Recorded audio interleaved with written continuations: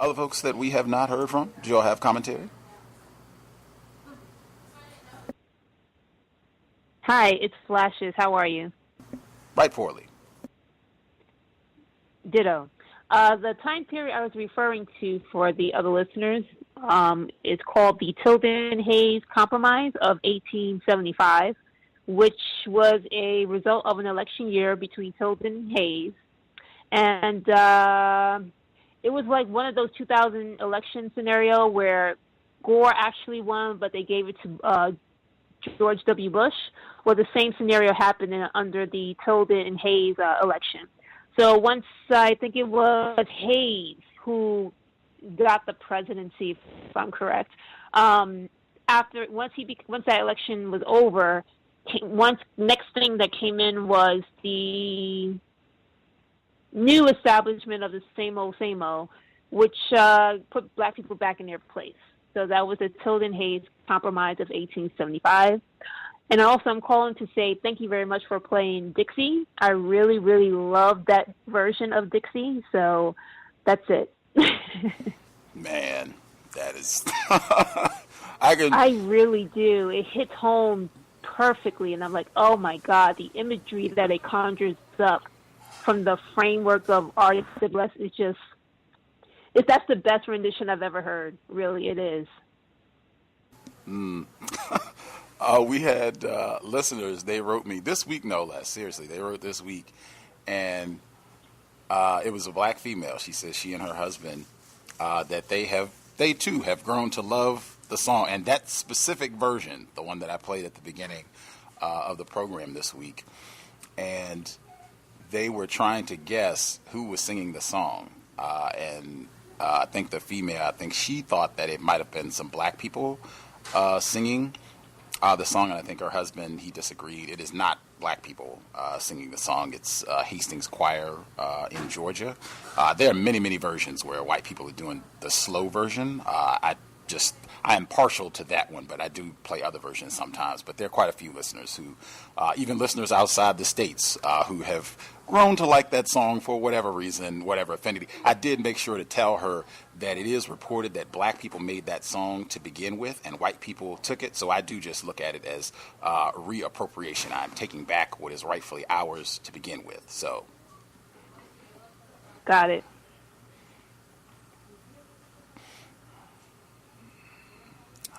Other folks that we have not heard from, anybody that we missed have commentary they wanted to get in?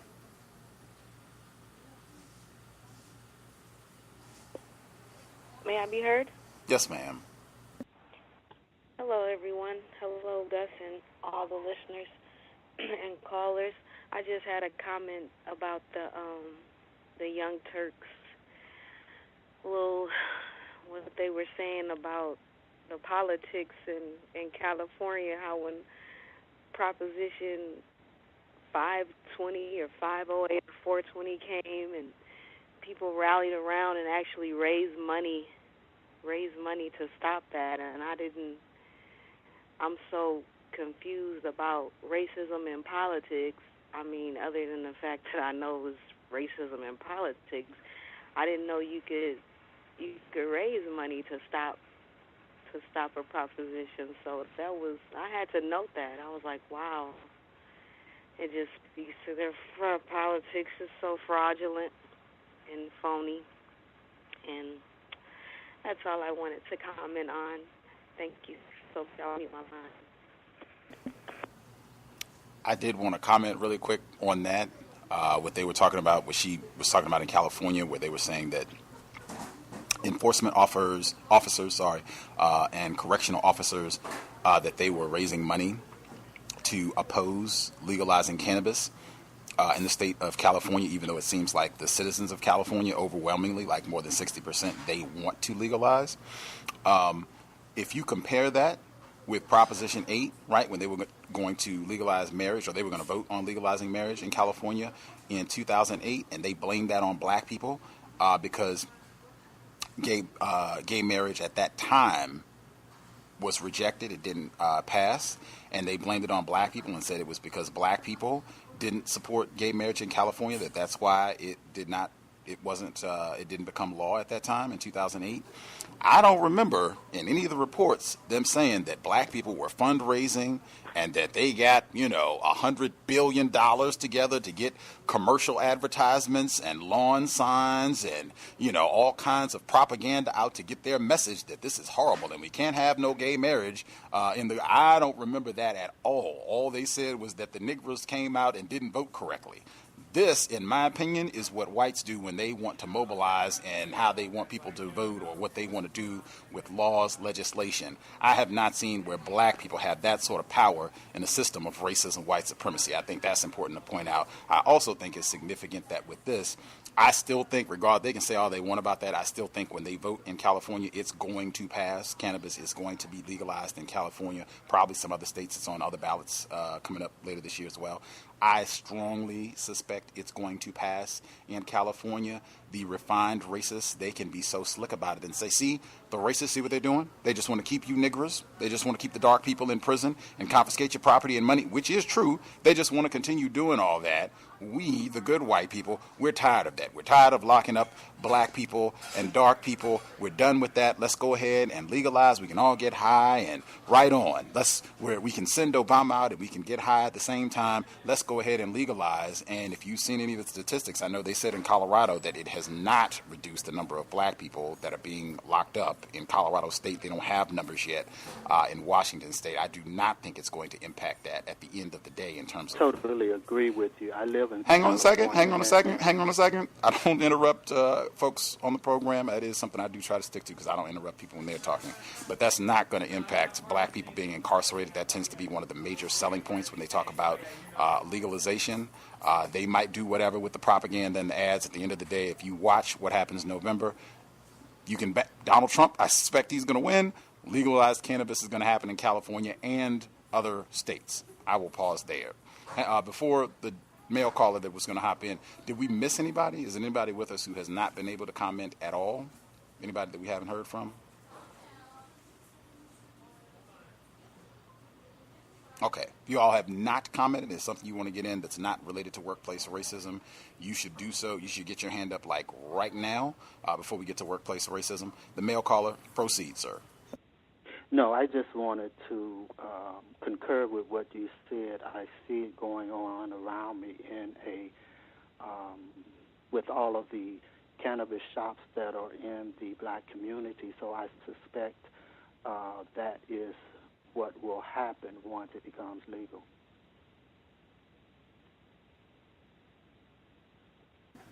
For sure.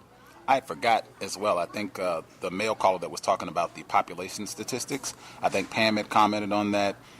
Karma had talked about that in terms of them deliberately distorting and minimizing the population of black people in this area of the world. And there are some books, reputable scholars, who have come to the same conclusion that they deliberately underrepresent the population of black people in this area of the world. However, and this was in relation to the Roots segment where Mr. Van Peeble was talking about, I think he said about 30% of consumption of entertainment and what have you is black people.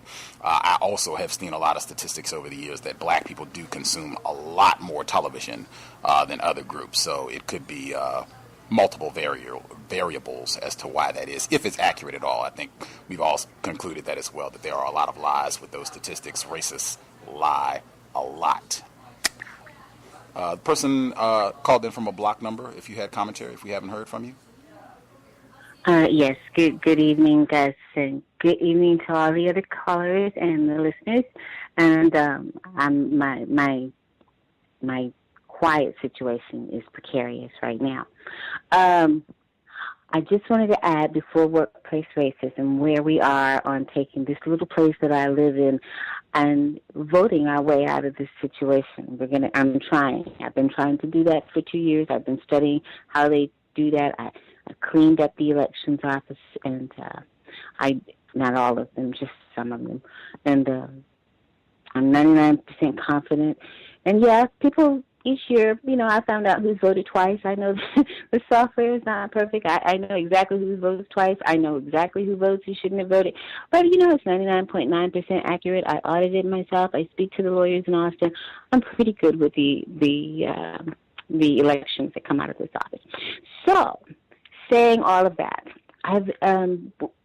Gus, I try to keep in mind, I think Gus is right on when he says, we shouldn't blame black people. We're all victims equally. However, we do have some black people who run for office who, they just, they can't wait they want to show how loyal they are to the cause by throwing every black man, woman, and child under the bus as soon as possible. So in order to instill some confidence in my friends and neighbors, I have to call these people out. I mean, they know what they're doing. They get elected. They know they're being run by white people. And I sort of have to call these black people out and not let them just keep holding their office. I really have to kind of hold them accountable and socially ostracize them some so as to restore some faith in the process. There's enough of us to elect our own people. So anyway, I did that for one black gentleman, who has told, all the Europeans that, hey, you guys want to build a big jail here? We can put everybody in it. I'm for it. Let's spend all the money on a jail. I'm like, we will not be having a jail, and I will not be co-signing a note for a bond to build a jail. It's not happening. So he turned me into the Secretary of State. Now, I know brothers are dissing black women, but, that's really awful. He turned me into the Secretary of State for holding him accountable for mistreating black people. So that's something I'm having to deal with. Lastly, we had a little election, and, I live way out in the country, but I'm a judge. And we had some really elderly, and they just reeked of money, white people who seem to have moved here to retire. And they were talking about the flooding in this area because it's been tremendous. You have to rescue somebody else today. But they just drive around the barricades. But so they were saying, oh, our road is really flooded. I said, yeah, your road is really awful. I don't even know how you even got out to vote. And they were really shocked. They go, well, what do you know about our road? How do you know about our road? I said, well, actually, your road is named after my great-great-grandfather. And I could just see their little minds click into place. We got to get the name changed on this road right away. I said, doggone it. I wish I'd never said anything.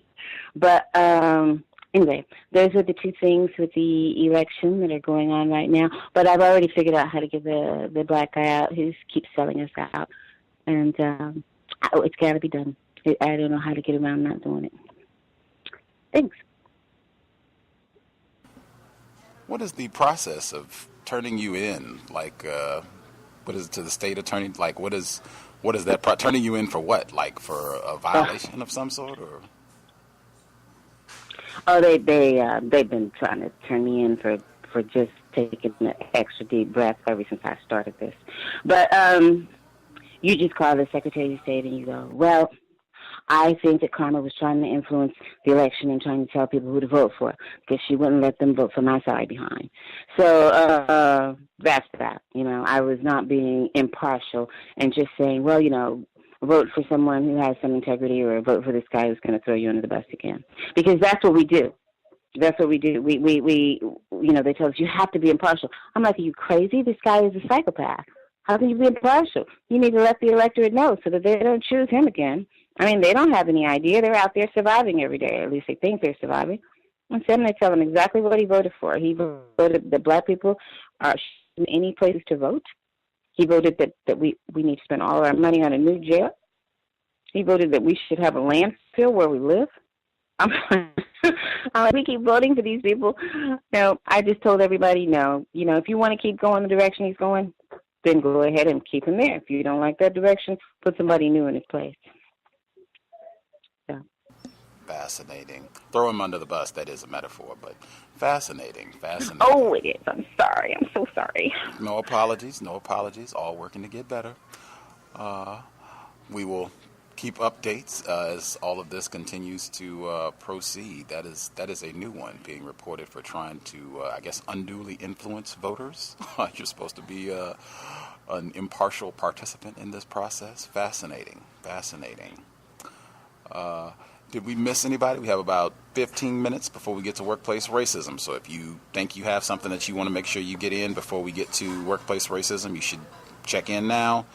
Share whatever comments that you have. Or if we got everybody, nobody's on the line that has not shared who had something they wanted to say. Is that correct?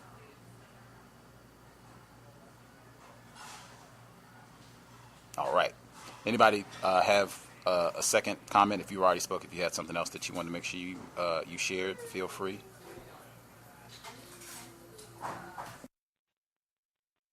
I'm heard.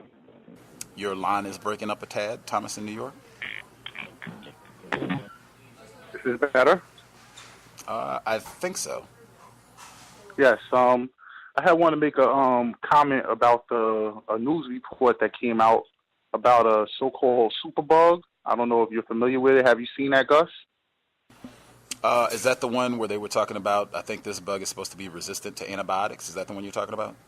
Absolutely, Okay. yes. So they have this new superbug. It's resistant to the antibiotics that the government doesn't make available to the public. This is like what they say is the antibiotics that are so powerful that they don't want us to have bodies to build up a tolerance for it. So they keep it in the reserve in case of a major outbreak of any type of disease. And it's now that these antibiotics are seen to be non effective against this new superbug. And it was strange because I sent Roz, I believe in yourself too, an article about the United States sending all their chicken to be processed in China. And now they're going to also send the beef as part of the Trans-Pacific Trade Agreement. All beef products have to be put on a boat and sent to China, and then processed from China and sent back to the United States. The chickens have been doing this for like about 2 years now. And China injects these antibiotics in their food because, they're afraid of, I guess, white people tampering with their foods. They give their food the most powerful antibiotics. But either way, that's why we're building this resistance to it, because we're eating the food with this antibiotic in it, and our body is now, built a resistance to it. So I just look for more to come. But just everyone be aware of this so-called superbug, because we always know the bugs always seem to end up in our neighborhoods first. And I'll mute my line. Thank you. For sure. I wanted to make sure I shared as well. They were talking about the hanging in Ohio. Did see that report earlier this week. Some folks put it on my Facebook page as well. There was a report. This is at Cleveland.com.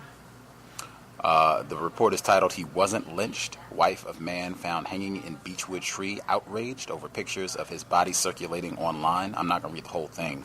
And this is a black journalist, Chanda Neely, black journalist, Cleveland.com. But the report reads, "The wife of a man found hanging in a tree in Beechwood said she knows her husband committed suicide. Lenin Johan Torres Sepulveda, 38, of Atlanta, took a picture of himself with a noose around his neck and sent it to his wife right before he hanged himself," the widow Patricia Lane said in an interview with Cleveland.com. Lane said she is outraged that pictures of her husband's dead body are circulating online, and organizations and news outlets across the country are calling it a lynching. "I just came from my husband's funeral," Lane said Thursday. "He looked like he was sleeping. I want to remember him that way. I want those pictures of him hanging from that tree taken down." A woman on Facebook said she took the picture, calling it awareness. "Try riding in a car and having to explain to your kids what they just saw," the woman wrote. "It's truth and the harsh world we live in." The woman took the picture sometime before officers arrived, and she never called police, Beechwood Police Chief Keith Weinbrenner said. Torres Sepulveda was a performer with the Universal Circus. The circus scheduled shows from May 17th, though Monday at the Southgate Shopping Center in Maple Heights. I will stop there. There's more details, but so you do have that. Victims have been... The system of racism, white supremacy, has fooled victims sometimes where we are not clear about things that happened, but at least his wife is saying that she thinks that this was a suicide, that this was not a lynching. I'm sure there'll be more information to come in terms of what his mental state was and that sort of thing. But this was just reported yesterday on Friday at Cleveland.com, and I'll post it on Facebook if folks want to follow up with this anymore. Other folks have anything they want to get in before we have about 10 minutes before we get to workplace racism? May I be heard? Yes, sir. I want to know if anyone has seen this racist commercial where a black male flirts with an Asian woman, and the Asian woman throws a detergent pod in the black male's mouth and throws him in the washing machine, and he comes out as an Asian male. Asian male with lipstick. I'm sorry, I didn't hear you. I think he comes out as an Asian male wearing lipstick. Yeah. Yeah, exactly. I've seen that commercial is so too. disturbing to me, and I thought, why would that black male even participate in such a commercial? And it also, to me, it implies that black males are weak if a Asian woman can throw him in the washing machine and he comes out a Asian male.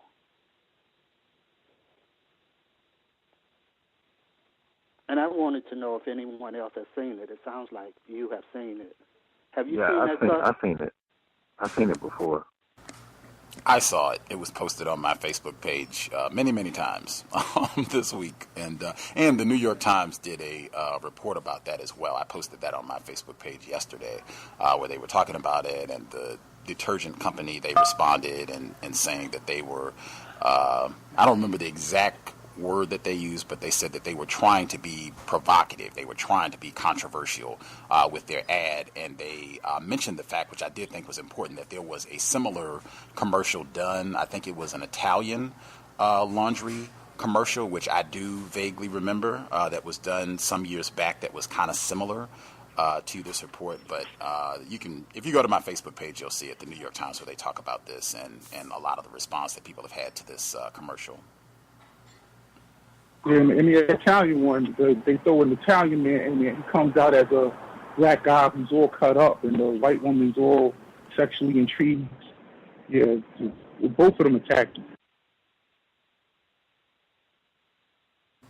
The caller in the Bay Area, did you have? Oh, looks like I was going to get her line. I guess if you had something that was not related to workplace racism that you wanted to get in before we transition, if you want to dial back in, and I'll make sure I keep an eye on the switchboard. But I had just seen that she had called in with a hand up. Other folks, I know, I got the impression that a lot of people who might listen to the program, or at least people that follow on social media and what have you, that they were very aware of this commercial. Can I be heard? Yes, sir.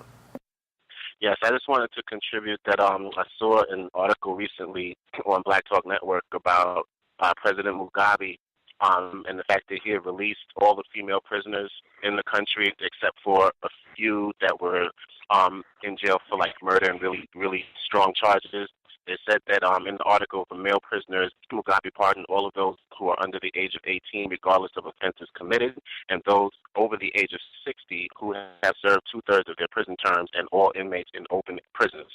Terminally ill prisoners who were unlikely to serve their prison terms were fully pardoned regardless of their offenses, and they believe that the total might float somewhere around 2,000 people. So I just thought that was interesting, being that we're looking at right now with President Obama, he's not really pardoning that many people, but I just thought it was really good to hear that he was making that move to release these people from these horrible conditions. I just wanted to contribute that. Thank you. Awesome. In my opinion, I might be a little bit, and I do mean a little bit, more excited about all this talk about cannabis legalization if they were doing something like that. If they were going to say all of the black people that are in greater confinement right now on any sort of cannabis charge, possession, under the influence, intent to distribute, any of that, we're done, clean slate, you're out of here. Sorry for the metaphor. We will, expunge your record and make it so that you don't have any lasting consequences, so that you can get a loan or you can get public housing or all that other stuff. Done deal. We're setting the record straight. I haven't seen anything like that. I'll mute my line.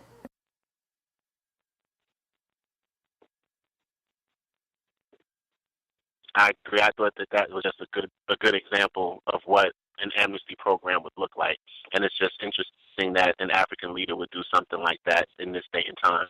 And people have been asking Obama for the same thing, and we haven't been able to get it through. So I just thought it was a nice display of black self-respect on a holistic level for those people that Mugabe had released. Thank you. Can I be heard? Yes, sir. First and foremost, thank you very much for the update on that Cleveland story. It is tragic on both ends that it is being propagated as something that is not, and that it actually ended the way that it did. That is just, wow, that is horrible. Yeah, actually, that's about it. Again, I might have something for workplace racism, but we'll see. Thank you. Can I be heard? Yes, sir. Yes. I also seen another article, and I think, Gus, you have brought up before about being confident and speaking to white people and speaking honestly. Like there was this video, I think it was in Minneapolis. There was, I think it was a committee meeting, a community meeting, and I think this is a black female who is a leader at the NAACP branch in that area, and like the white female, she was getting very angry, like in front of everybody, because I guess it was like a bunch of protesters with signs, and she was saying, "You will stop this now," and the black female was saying, "Well, you're not going to talk to me like I'm a slave, and, I'm not your child. Don't ever speak to me like that again, and this is white supremacy at work here." And why you all here don't promote black people at our jobs and employment and non-white people? And there was a whole bunch of white people sitting at a round table, and she kind of calmed down, and she was folding her arms up, and all of the white people was pretty much just kind of just looking, wandering their eyes, kind of looking down, and she was just very bold and confident. Because she like the white woman got very angry, you will not interrupt me, like very condescending in her tone, and she just didn't back down, the black female. So it was very interesting, that video.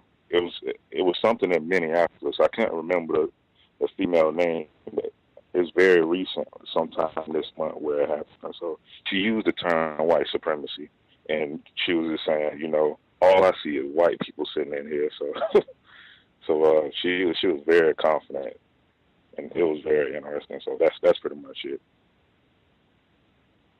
Spectacular black self-respect on display right there. And that's, in my opinion, that's so important just for other black people to see that, to see a black person where you are confident, where you have courage, where you have self-respect, and you can challenge a white person, where you can ask them questions and call out when you suspect them of practicing white supremacy, and use that term exactly. If you want to say practicing racism, that's fine too, but calling it out for what it is, that's so important. I would say particularly if you have children or family members that can see you doing that, that is hugely important. It has such a big impact when black people can see other black people standing up courageously and using logic, not just shouting and all of that, but using logic to break down how they are practicing racism, what they're doing, and getting to the problem. That extremely important, something we should be trying to replicate as much as possible.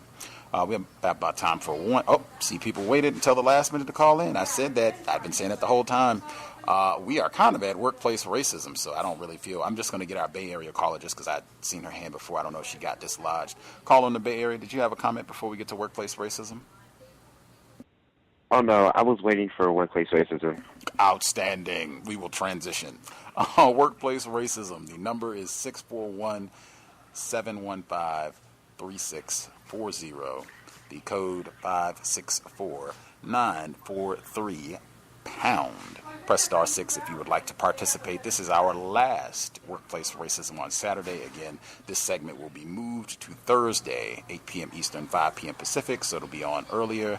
If that is a problem for people to participate, and it will give more time if people would like to discuss, ask other questions, that sort of thing, with the normal compensatory broadcast. But Workplace Racism, Bay Area caller, proceed, sir.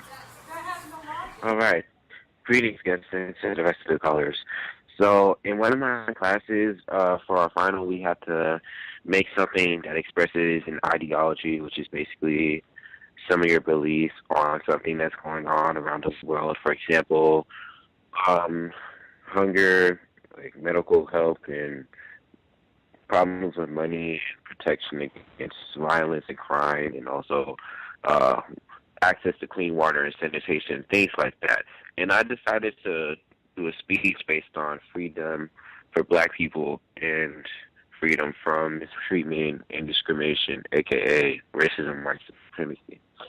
So I'm going to be talking about different things that happens in the United States. For example, the killings of Black children, things like that. And I will also be talking about the presidential candidates of this year.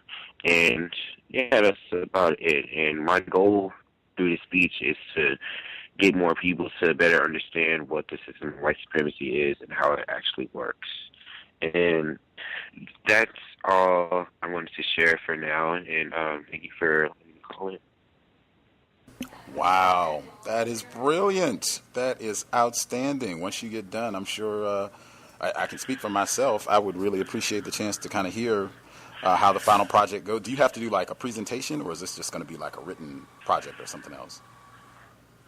It's going to be written. There's no presentation. Oh, okay.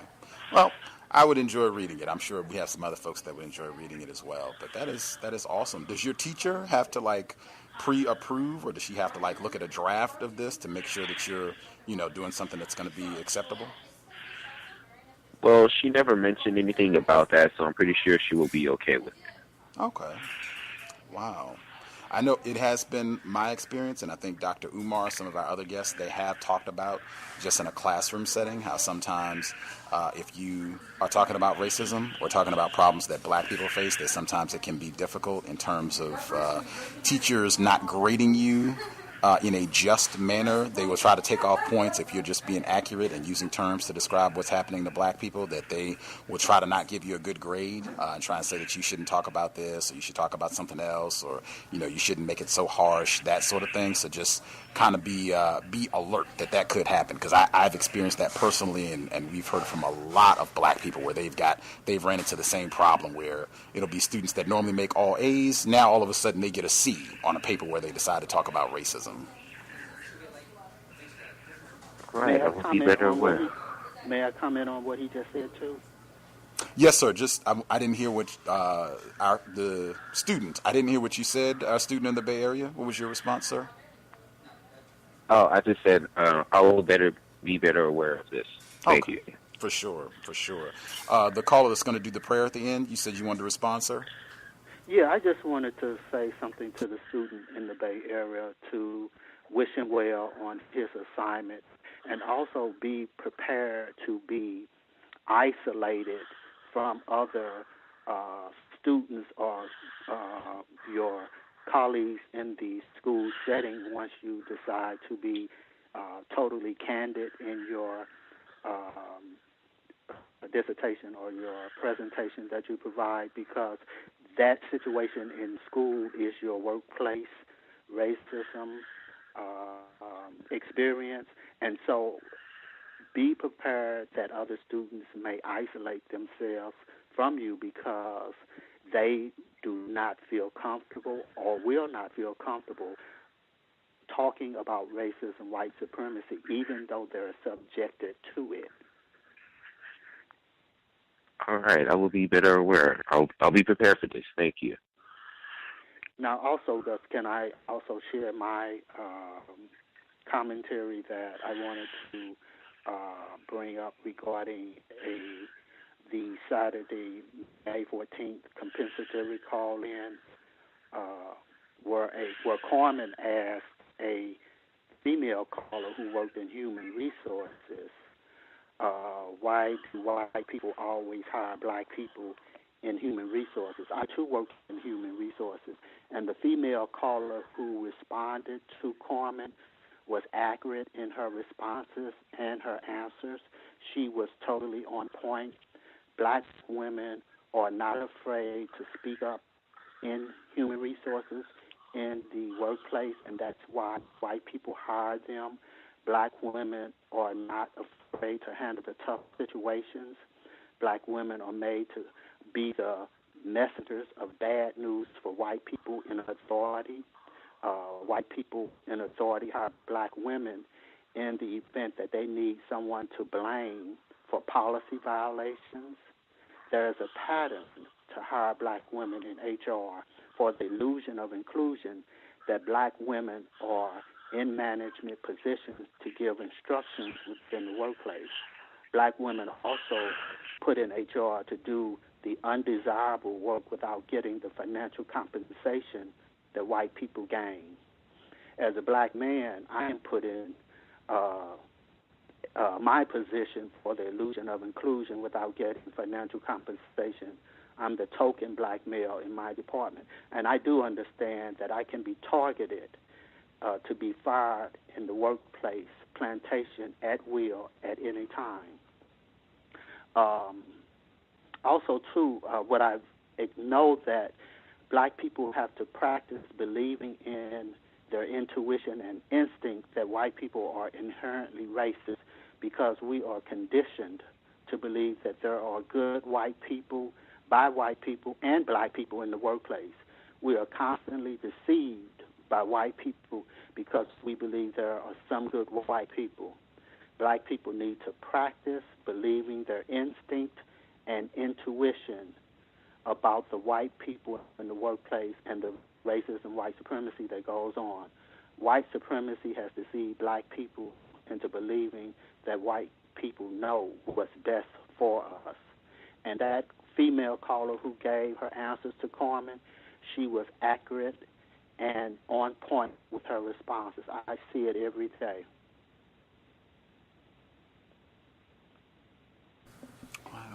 Right on.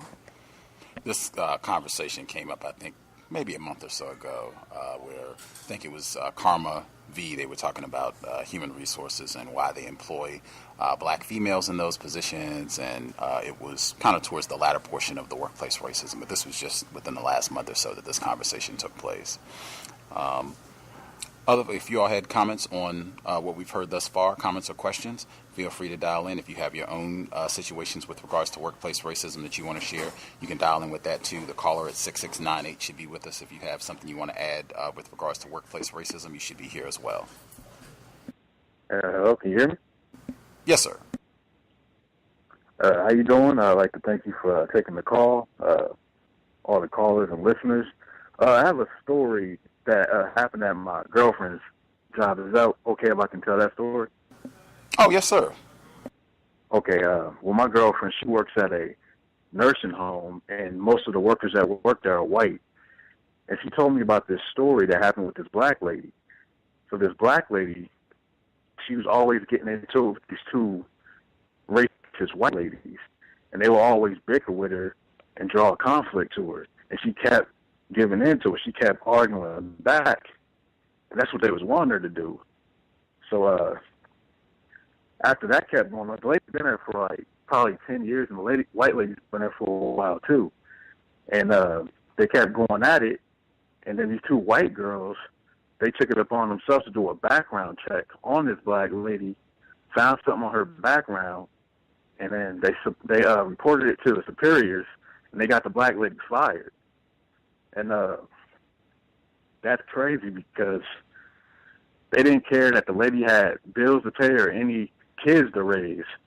So that's the story I wanted to share because I think it's very important. And I kind of tell my girlfriend, like, I wouldn't talk to any people that work there because any of the white people that work there, because they will try to get you fired if they don't like you. And that's the story I wanted to share. Just a quick story.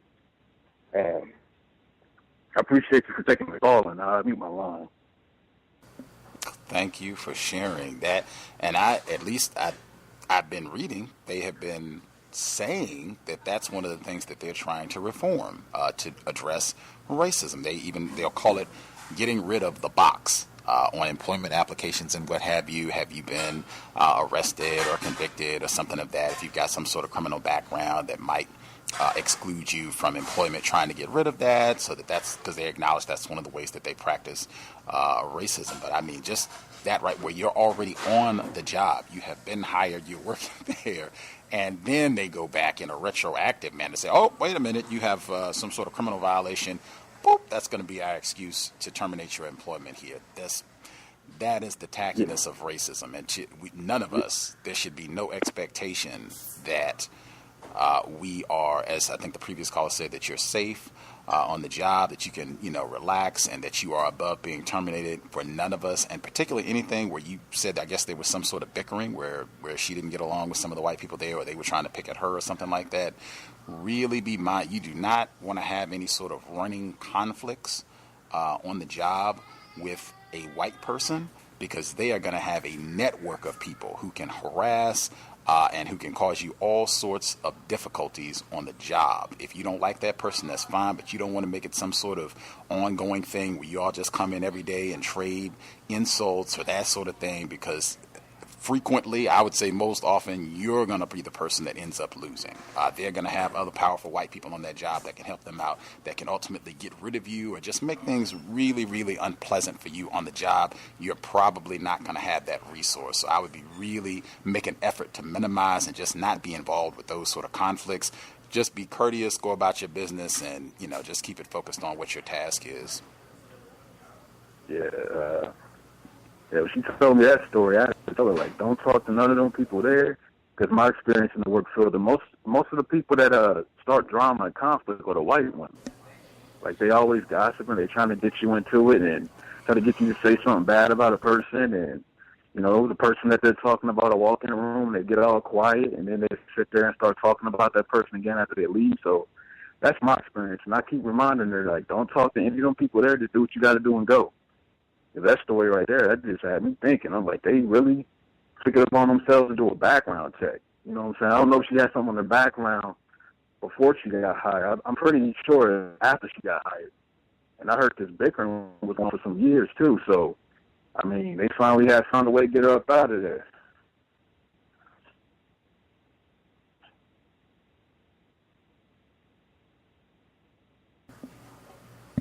Can I be heard? Yes, sir. Yes, I've probably have brought this up once before, and even if I did, I'm going to bring it up again, about on most jobs that are state, county, or city sponsored. We talk about your school boards, your, even corporations. They require some sort of I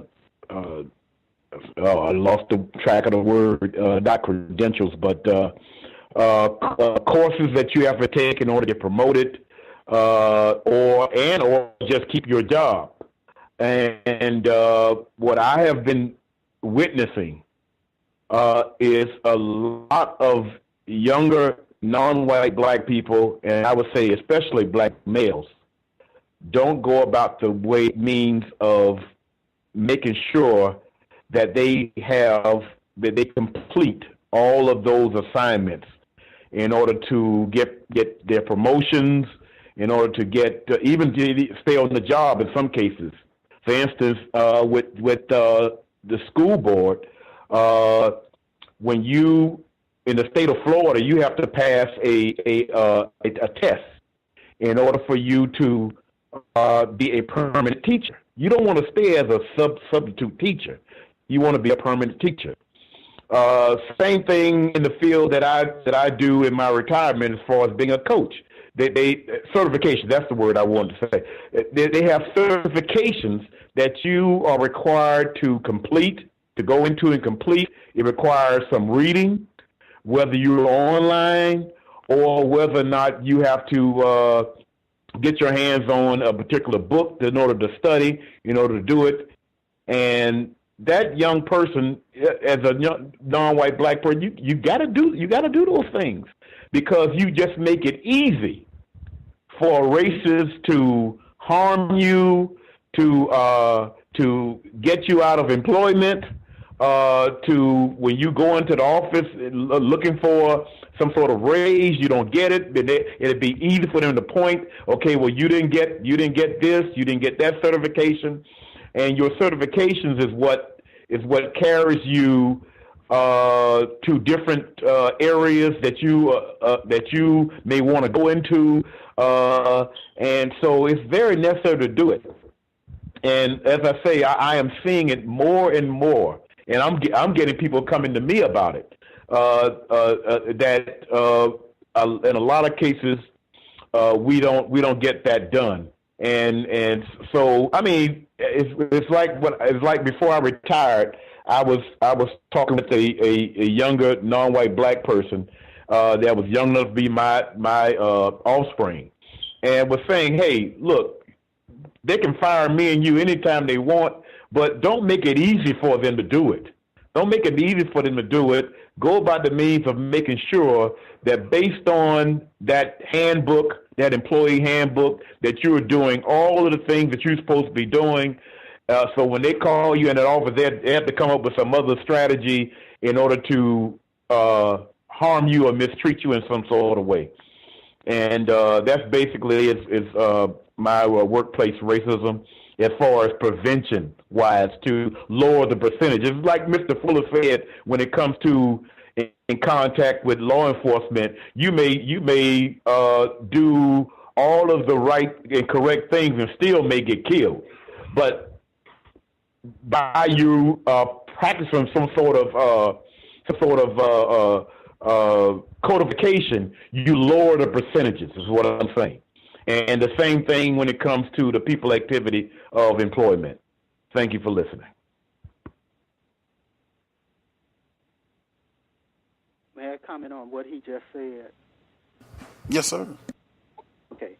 He is exactly right, because in my company, we constantly do background checks on our employees when they want to transfer to another department, when they want to promotion.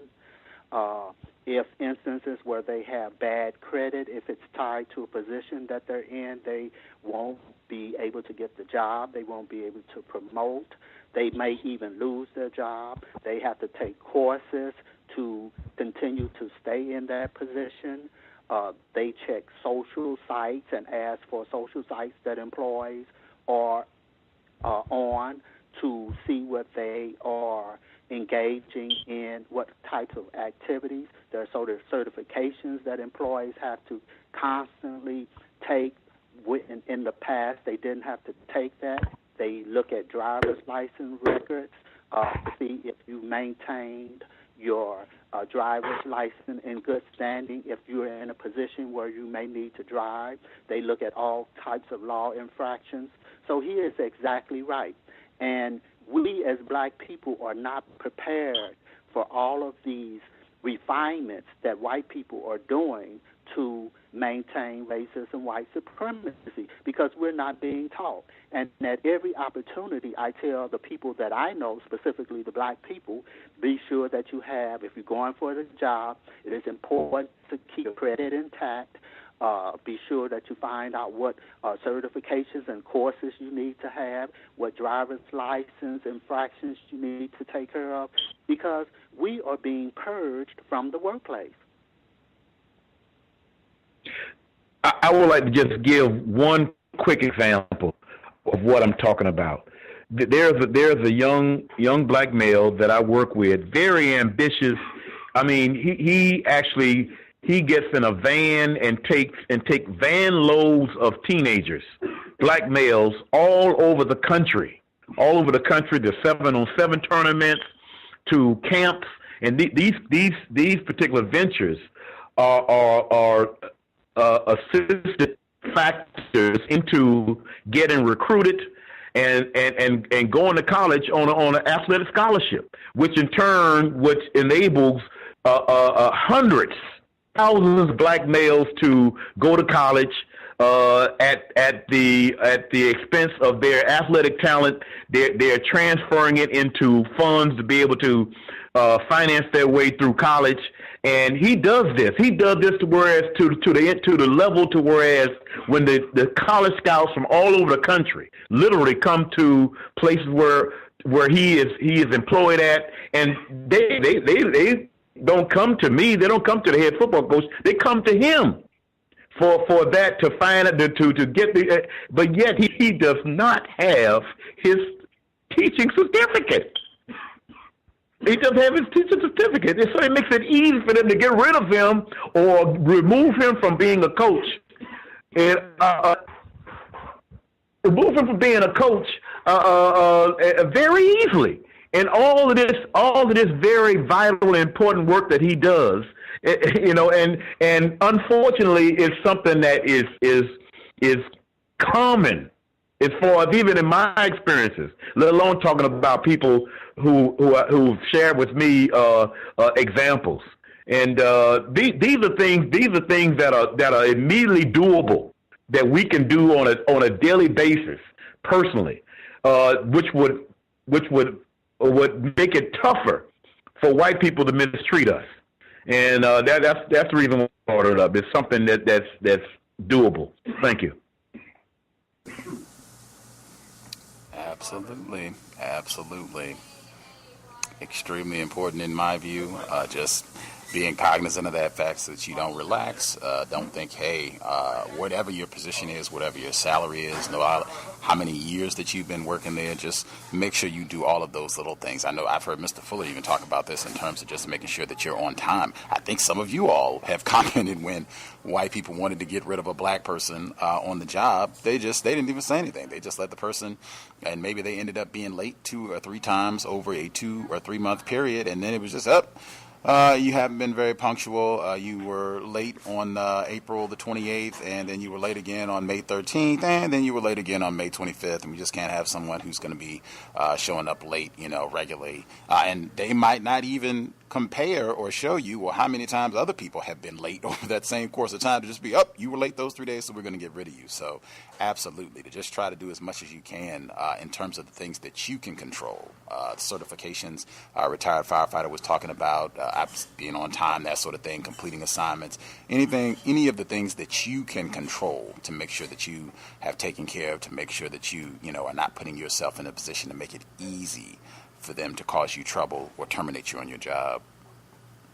Checking the handbook. That's why I say that all the time as well. Just make sure that you check the employee handbook on a regular basis. That way you will be aware of what your responsibilities are and things that they can terminate you for. Just reference your handbook on a regular basis. If you start a new job, get your handbook. You can be leisurely about it. It doesn't have to be anything where this is a painful process. You can take 2 weeks, and just read a portion a day. When you get home, read a little bit, and then you can relax the rest of the time. But just go through it, make your notes, make your highlights, and then you can check it ever so often to just go back and reference sections that you need to as you're on the job as things come up. But really make sure that you're knowledgeable about what's in your handbook. Other folks have commentary that we have not heard from. If you had your own instances, workplace racism you wanted to share, or comments about what you've heard thus far.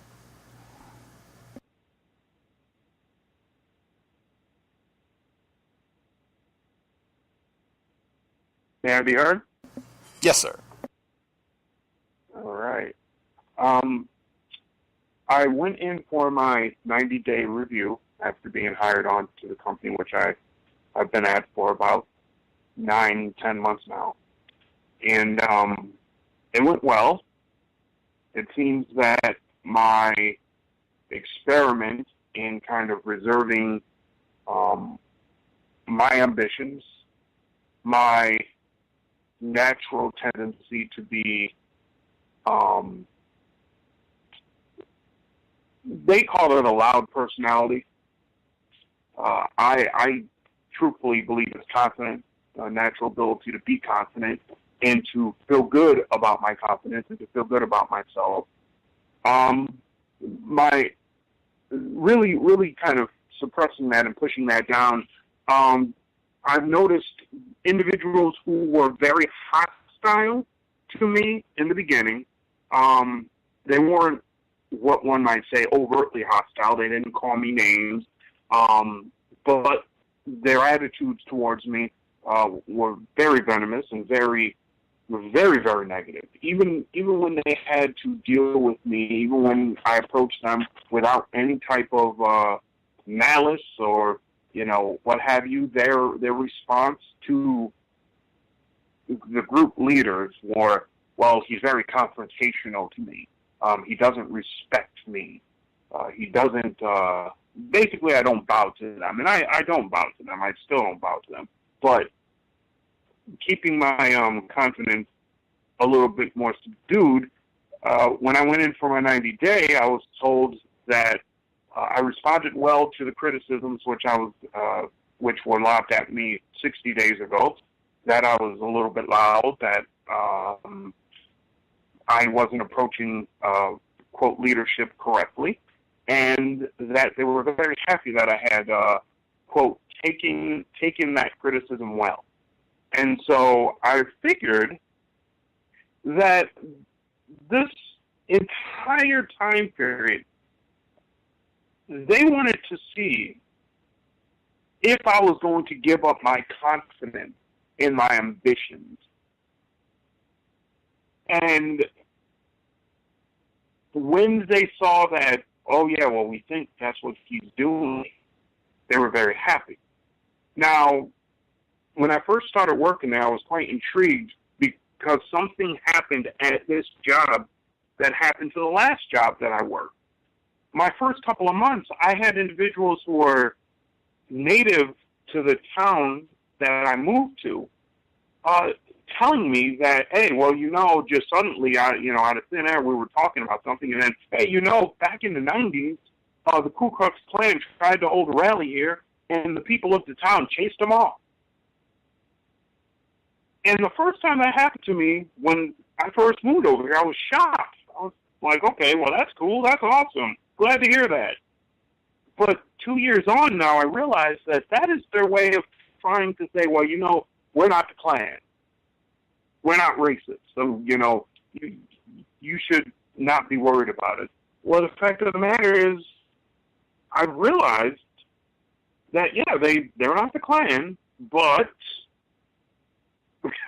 every black person should actually be kind of concerned because they are worse than the Klan. The Klan will at least tell me that they hate me for me being black.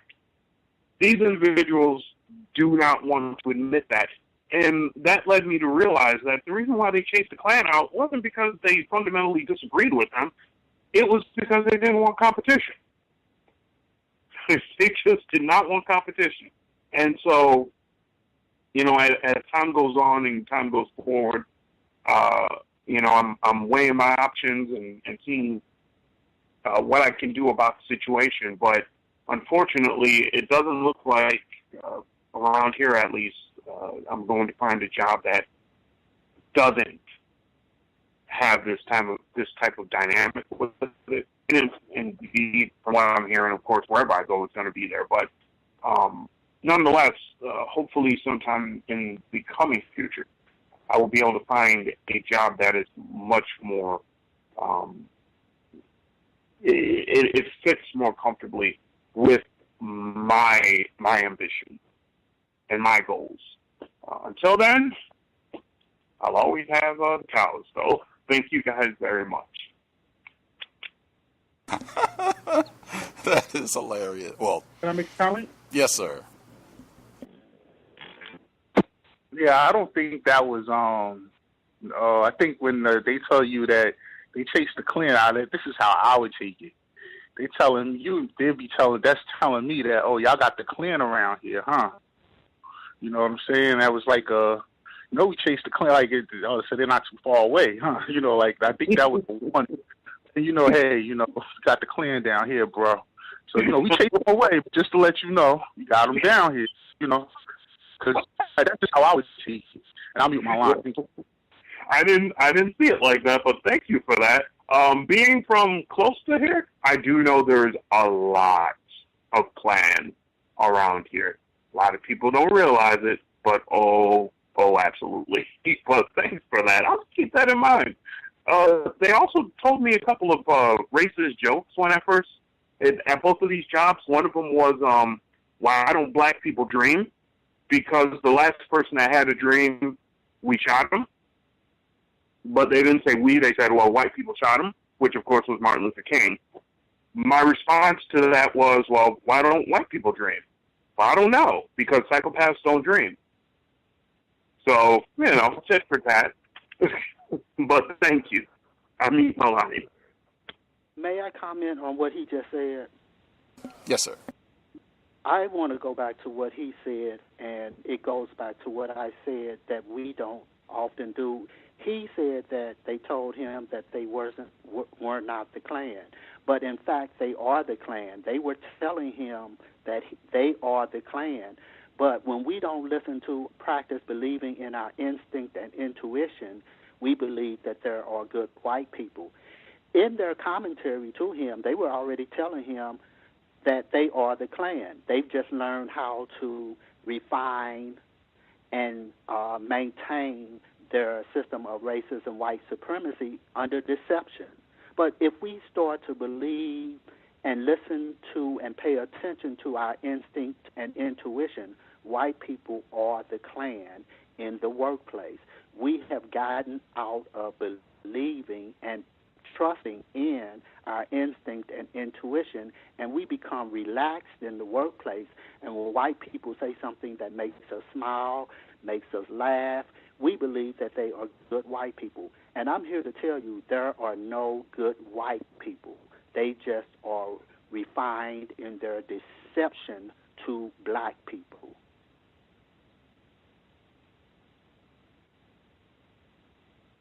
Those jokes, why don't black people dream? Because I forget how you phrased it, because we killed white people or because white people killed them or whatever it is. That just suggesting violence and murder, killing of black people, that sort of thing, in my view, should not be taken seriously. Is so much of that on the job, workplace, that's a huge aspect of white culture, just that right there, where we're joking about violence and killing black people. That's the sort of thing I would take note when we talk about making sure that you take notations. Write that down in your workplace racism journal, log who said it, date, time, boom, boom, boom. Make sure you record all that.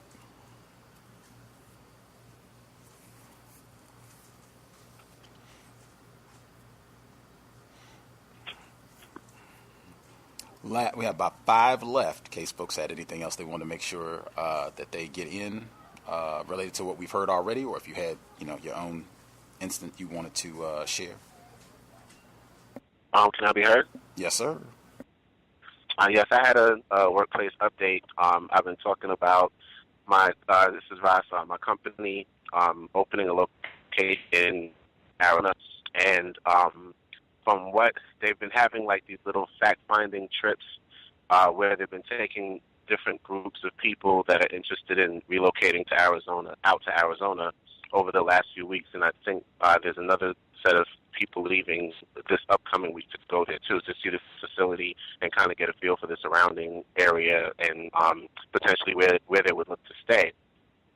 So there have been quite a few people that have been interested in making this transition. So before they allow you to make the transition, you have to have no attendance issues, no write-ups for anything, and things like that. And what they also have done is they said that they would allow people a $3,000 allowance to transition from the New York area out to Arizona. So what they did was they dropped a caveat at the last minute and said that the people who are moving have to spend the money themselves out of their own pocket, and then the company will reimburse them up to $3,000. So I found that very telling. Then they claim that for those who were not leaving, that if you stayed until September, you would get a 3% raise, what they call a stay bonus. And I'm in that group that's not leaving. So as I was discussing this with with my coworker V and a couple other people, I just came to the realization that I don't believe anything they say. I don't trust white people at all. And what I believe they're doing, and a couple of us are kind of on the same page, is that they're not closing the entire department because I think they're waiting to get everything set up in Arizona first. Also, in the later part of the year, November 1st will be what they call open enrollment, where people will get to transition into our insurance coverage or out into another insurance coverage during that time frame without any sort of restrictions on that. So I believe that they're going to basically keep us there throughout open enrollment because there's a very, very heavy influx, like a bombardment of new enrollments during that time frame. So the number of calls that come in skyrocket, and it's just massive amounts of work to be done. So I believe that, and others believe that after that time frame, they're going to then transition to closing the whole department because by then Arizona will be completely up and running, and they'll have a full staff there, and the facility is huge. So that's what I think is happening. So I'll just keep you posted as it develops moving down the road. But this is a new update that I've gotten on the situation at the job as far as the location in Arizona. Thank you for taking my call. For sure. Definitely great advice there. Not believing what white folks are talking about, regardless of what they say. And I think you've been saying throughout this whole process when you've been updating us that you have your own contingency plans and all of that so that, you're not caught off guard if they should come back with anything else and, say that they're shutting things down or whatever decisions that they make in the future. And that is always advisable. Keep the resume updated.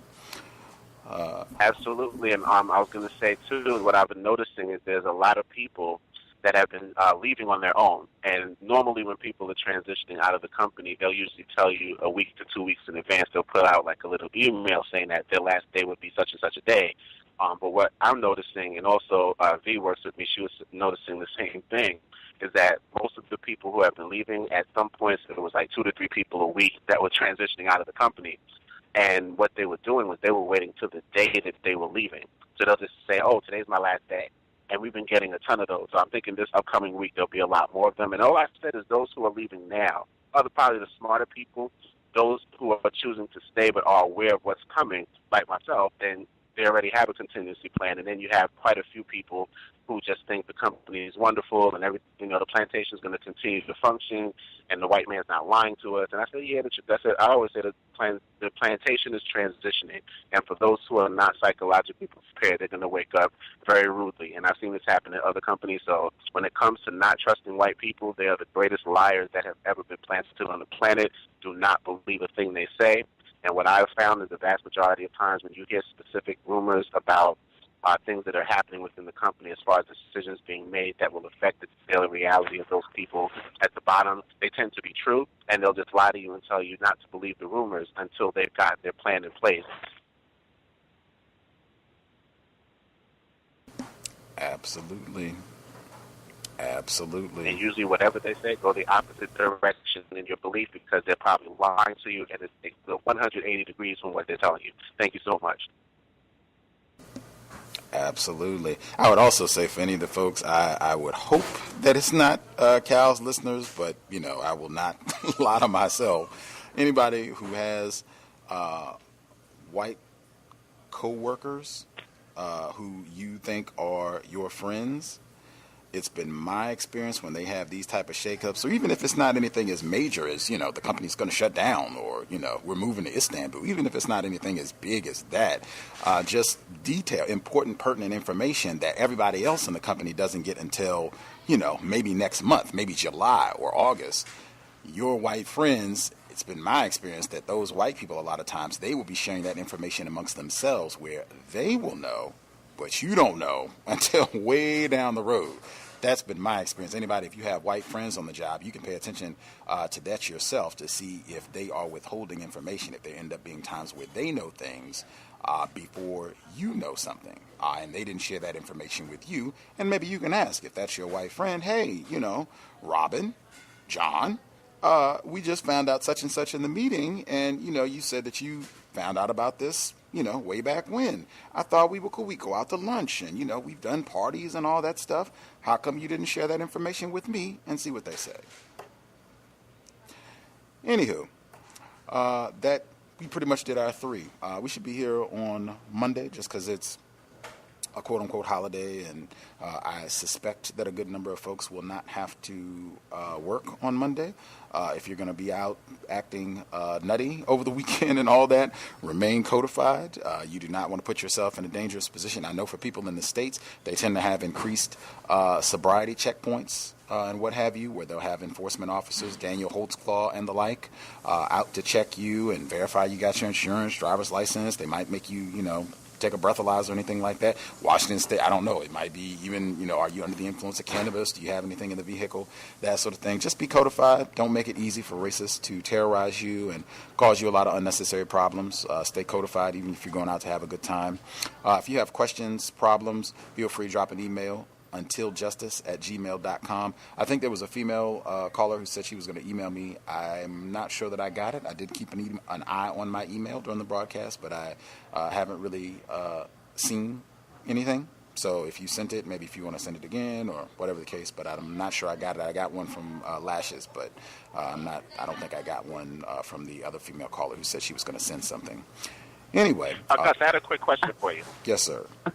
I'm sorry for interjecting. I just wanted to ask if you had received the American slave revolts, because I did have it sent, and I'm getting ambiguous delivery information from Amazon. This is the first time I've ever had that happen, so I just wanted to see if you did receive it as of yet. I did send you a tracking number for it, maybe a week ago. I have not received it as of yet, but I will. Since it's not a Kindle, I'll have to actually go to the mailbox, the post office. To double check. I will do that. I guess I won't be able to do that until Monday. So hopefully when we come on Monday, I'll be able to update you as to whether or not it's arrived. I'll let you know something on Monday. Yeah, because it's been a little while, and I just wanted to make sure you had it. Thank you. For sure. Super quick question. Do we know what the next book is? For the book club? Is that what you're talking about? Yes, I have to order at the beginning of the month. I think Medical Apartheid, there should be 6 sessions left, so we shouldn't be starting a new book until July. I'm not entirely sure. Do you need that much notice before we get to July? You should have at least a month and a half before we're done with Medical Apartheid. Okay. All right. Thank you. Mm-hmm. Thomas in New York, and some of it is just because I'm not quite sure. It's so far in advance, I hadn't really come to a conclusion about what we're going to be doing next. Thomas, did you have something quick you were going to get in before we wrap? I was going to say the post office might be closed Monday. Oh, that's right. It's probably be Tuesday then, Ron. So I totally, probably be Tuesday. You know what? That's so true. Yes, sir. Right on. Appreciate that. Thanks for the folks who've hooked up. Always love getting good reading material. Maybe that would maybe be a consideration. American Slave Revolt. Haven't read it yet, but I've been told great literature. Anywho, we should be here Monday, normal broadcast time, 8 p.m. Eastern, 5 p.m. Pacific. If you have other questions, problems, if you can't find something in the archives, Puff, I will get the exact program where it was mentioned about Michelle Alexander and her having a white parent. It was one of the compensatory call-ins. I can get the exact date and just drop your email. Anybody else, feel free, untiljustice@gmail.com. You can certainly drop on Twitter as well, at untiljustice, or the Facebook page, whatever is most convenient. Thanks for everyone tuning in. I hope it has been a constructive investment of your Saturday evening. Certainly we do not want to be wasting time. We have too many problems as black people. I will say again, sobriety would be best under conditions of white terrorism. Let's not make it easy for Daniel Holtzclaw, Darren Wilson to take our lives or have us in greater confinement or just causing us unnecessary problems. Buckle up if you're going to be in a vehicle and you do not want to be intoxicated. That's driver, passenger, pedestrian. Let's be sober so we can make phenomenal decisions to keep ourselves safe as possible, and then anybody else we might be responsible for as well. Certainly, buckle up this weekend for sure. Buckle up if you're going to be in a vehicle. With that, thanks for tuning in, and we'll be back in 48 hours. Caller that volunteered to do the prayer, feel free, sir. Thank you. Gus, thank you for your work. Creator, black people in a system of racism, white supremacy. Creator, help black people to understand that white people practice racism, white supremacy in all areas of people activity: economics, education, entertainment, health, labor, law, politics, religion, sex, and war, for the ultimate purpose of white genetic survival and to prevent white genetic annihilation on planet Earth. Creator, help black people to systematically transform their behavior for the purpose of justice and to guarantee that no black person is mistreated and to guarantee that the black person that needs help the most gets the most constructive help. Creator, thank you for Dr. Francis Welsing in my lifetime. Creator, help black people resolve and remedy the problems of racism, white supremacy, and replace it with justice immediately. Ashe. Context of White Supremacy, signing out. Thanks all for tuning in. Nigga, you so brainwashed. I'm a victim, brother. Problem. You're a victim. Man, I'm a victim of 400 years of conditioning. Shut up. The man has programmed my condition. Mm-hmm. Even my conditioning has been conditioned.